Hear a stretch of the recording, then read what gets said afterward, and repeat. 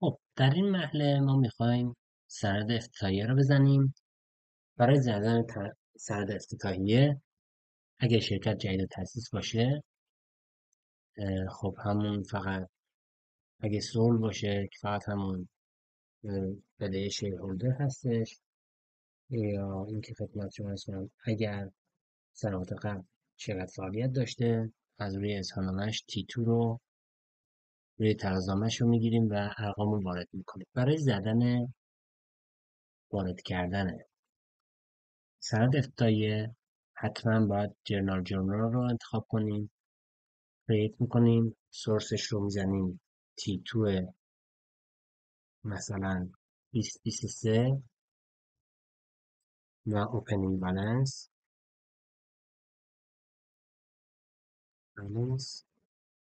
و میزنیم.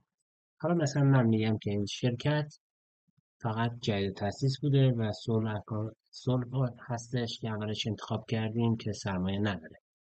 باز علامت ضربه با ضربه دادن روی این ما حسابایی رو که میتونیم استفاده کنیم میبینیم. ببین حسابایی که اولش با 1 شروع شده دارایی هامون هستن، با 2 بدهی هامون هستن. حالا اینا رو هم کار میکنیم.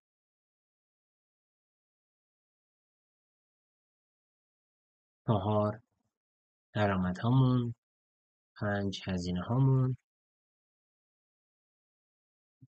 خب پس ما میخوایم بگیم این پول به حساب یکی از بانک های ما وارد شده. اگر حسابی در اینجا نباشه میتونیم به راحتی ایجاد کنیم با این قسمت. خب مثلا $100 از محل ویدیو شیرهولدر $100.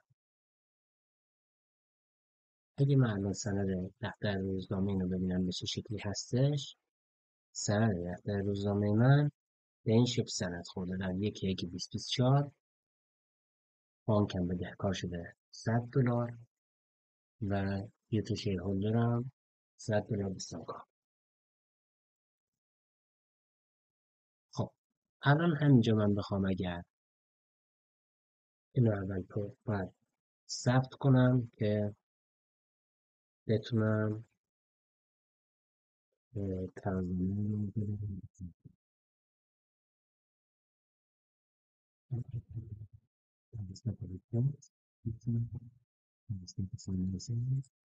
ببینم.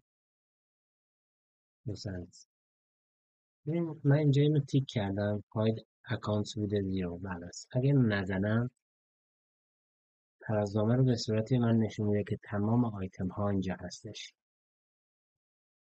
که من باشون فعلا کار نکردم. بخاطر اینکه اینو من نبینم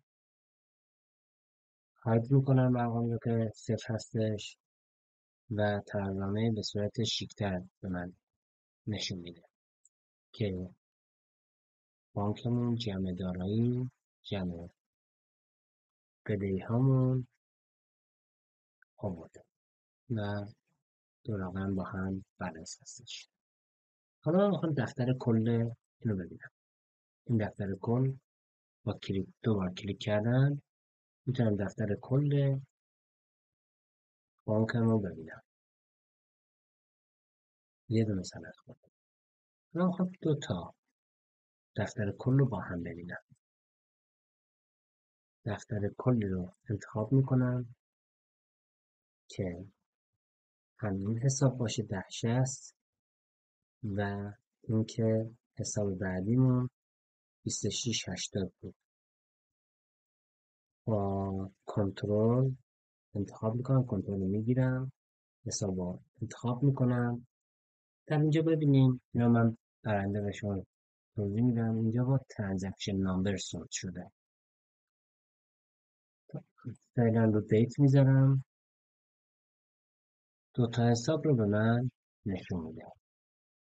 دو تا حساب دفتر کل رو به من نشون میده. امیدوارم تا به حال خوب باشه و راضی بوده باشین. قطعا گام به گام که بریم جلو راحت‌تر مطلب رو میگیم.